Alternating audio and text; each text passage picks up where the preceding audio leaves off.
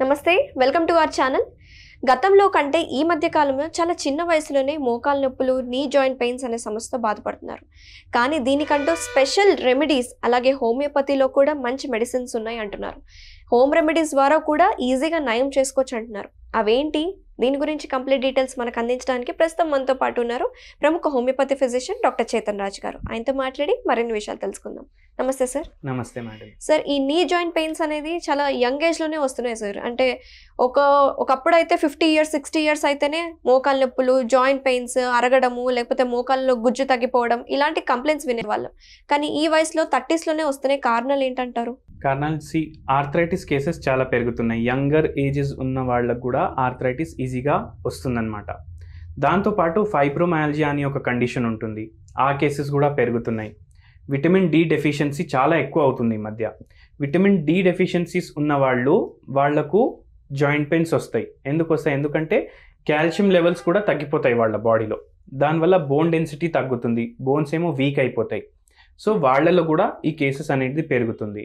Plus సరిగా నిద్ర లేకపోవడం, స్ట్రెస్ ఉండడం, అండ్ ఫిజికల్ యాక్టివిటీ సరిగా ఉండకపోవడం, వాళ్ళ జాయింట్స్ ని మసిల్స్ ని ఎంత వాడుకోవాలో అంత వాడుకుంటలేరు మధ్య. లైఫ్ స్టైల్ అలా అయిపోయింది. సో ఇవి కొన్ని కారణాలు. సో ఈ నీ జాయింట్ పెయిన్స్ అనేవి ఎన్ని రకాలు ఉన్నాయి sir? Knee joint pains generally arthritis వల్ల వస్తాయి, లేదంటే బర్సైటిస్ వల్ల వస్తాయి. మీరు గుజ్జు తగ్గిపోవడం అని చెప్పారు కదా, దానివల్ల కూడా అవుతాయి. అండ్ దాని తర్వాత కొందరికి ఇంజురీస్ అవ్వడం వల్ల, అంటే లిగమెంట్స్ ఉంటాయి కదా జాయింట్స్ మధ్యలో, అవి టేర్ అయిపోవడం వల్ల, దానివల్ల కూడా నీ జాయింట్ పెయిన్స్ అనేది రావచ్చు.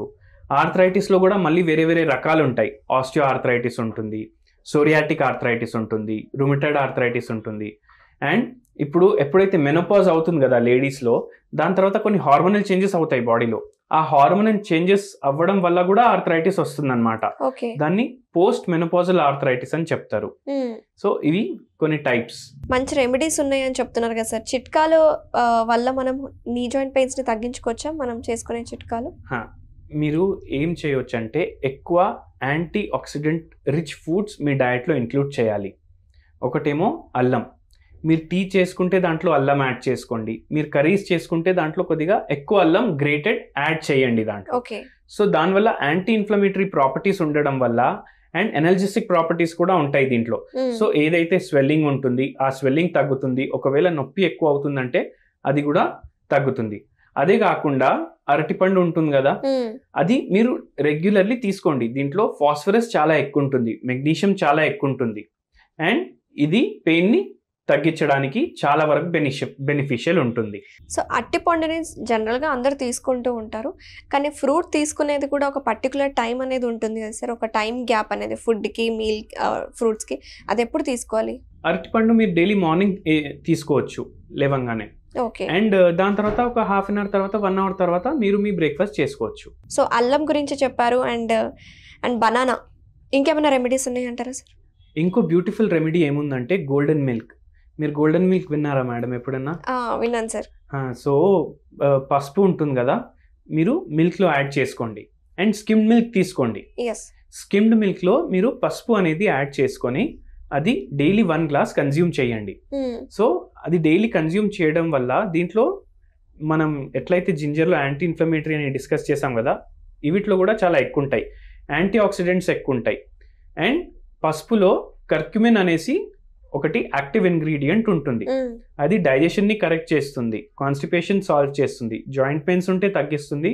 అండ్ ఎవరికైతే నిద్ర తక్కువ ఉంటుంది వాళ్ళకు కూడా స్లీప్ నార్మల్కి తీసుకొస్తుంది అనమాట. సో కొందరికి జాయింట్ పెయిన్స్ ఎలా వస్తాయంటే, వాళ్ళకి నిద్ర తక్కువ ఉండడం వల్ల, వాళ్ళ బాడీకి సరిగా రెస్ట్ దొరకకపోవడం వల్ల కూడా జాయింట్ పెయిన్స్ వస్తాయి అనమాట. సో అవి కూడా సాల్వ్ అవుతాయి దీంతో.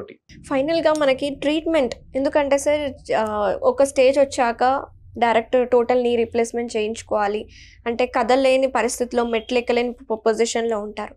సో అలా కాకుండా మన మెడికేషన్స్ ద్వారా ఏమైనా బెనిఫిట్స్ ఉంటాయంటారా హోమియోపతిలో?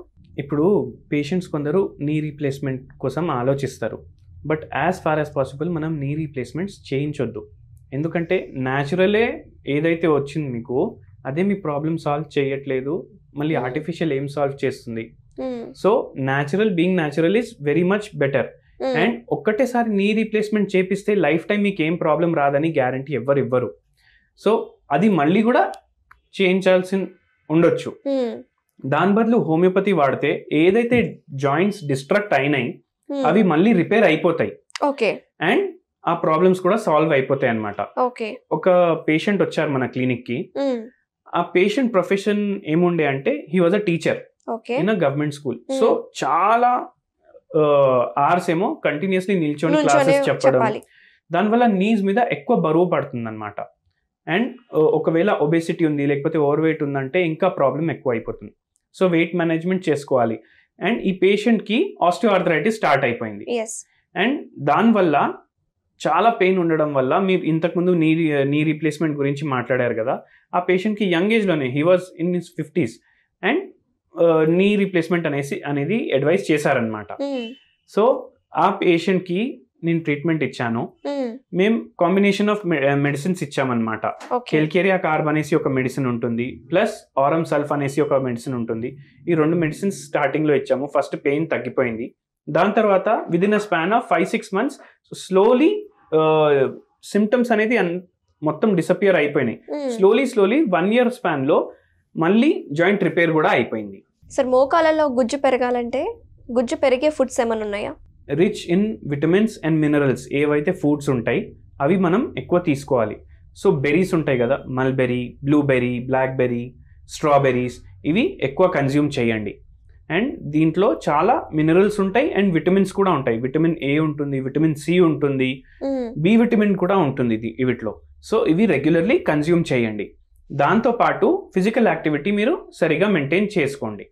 ఇవి 2 చేస్తే చాలా వరకు మీ ప్రాబ్లం అనేది సాల్వ్ అయిపోతుంది. థ్యాంక్ యూ సార్, చాలా వివరంగా ఎక్స్ప్లెయిన్ చేశారు. మోకాలు నొప్పులను తగ్గించుకోవాలంటే ఏంటి, అసలు దీంట్లో ఎన్ని రకాలు ఉన్నాయి, ఎలాంటి ఆహారాన్ని ఎక్కువగా తీసుకోవాలి గుజ్జు పెరగడానికి అని చాలా వివరంగా చెప్పినందుకు థ్యాంక్ యూ సో మచ్.